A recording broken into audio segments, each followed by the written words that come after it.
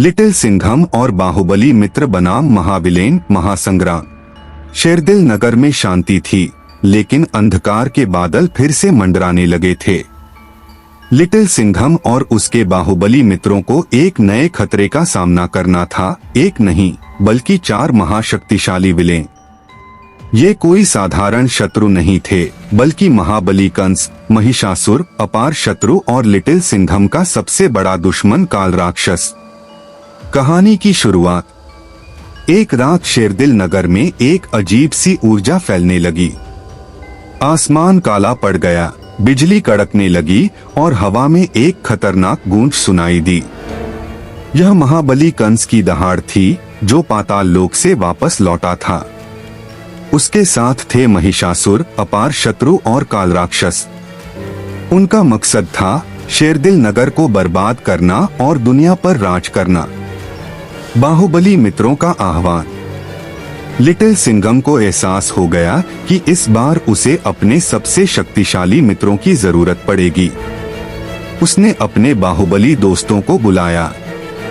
कृष्ण, जो अपनी चमत्कारी बांसुरी और युद्ध कौशल से किसी को भी परास्त कर सकता था। बजरंगी, जो हनुमान का अवतार था और अपनी गदा से बड़े शत्रु को हराने की ताकत रखता था।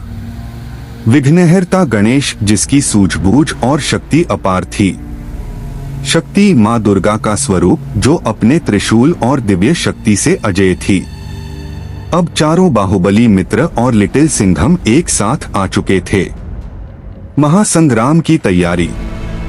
शत्रु की शक्ति को समझते हुए सभी ने अपनी रणनीति बनाई। कृष्ण ने महाबली कंस को अपने चमत्कारी चक्र से रोकने की योजना बनाई। बजरंगी ने महिषासुर का सामना करने का निश्चय किया। गणेश ने अपार शत्रु को हराने की जिम्मेदारी ली और शक्ति ने काल राक्षस को रोकने का प्रण लिया। टकराव का पहला दौर। महाबली कंस और कृष्ण का जबरदस्त द्वंद्व हुआ। कृष्ण की बांसुरी की ध्वनि ने कंस को भ्रमित कर दिया और अंत में सुदर्शन चक्र ने उसे परास्त कर दिया। बजरंगी और महिषासुर के बीच भीषण युद्ध हुआ। बजरंगी की गदा से धरती कांप उठी और अंत में बजरंगी ने महिषासुर को मात दे दी। गणेश और अपार शत्रु के बीच तीव्र मंथन हुआ। गणेश की सूझबूझ से अपार शत्रु को भ्रमित कर दिया गया और गणेश के परशु ने उसका अंत कर दिया। अब बचा था काल राक्षस, सबसे खतरनाक और शक्तिशाली शत्रु। अंतिम महासंग्राम। शक्ति और लिटिल सिंघम ने काल राक्षस का सामना किया। शक्ति के त्रिशूल और लिटिल सिंघम के शेरदिल पंच ने काल राक्षस को कमजोर कर दिया, लेकिन वह बार बार अपनी शक्ति बढ़ा रहा था। तभी शक्ति ने अपनी महाकाली रूप धारण किया और त्रिशूल से काल राक्षस को हमेशा के लिए समाप्त कर दिया। अंत।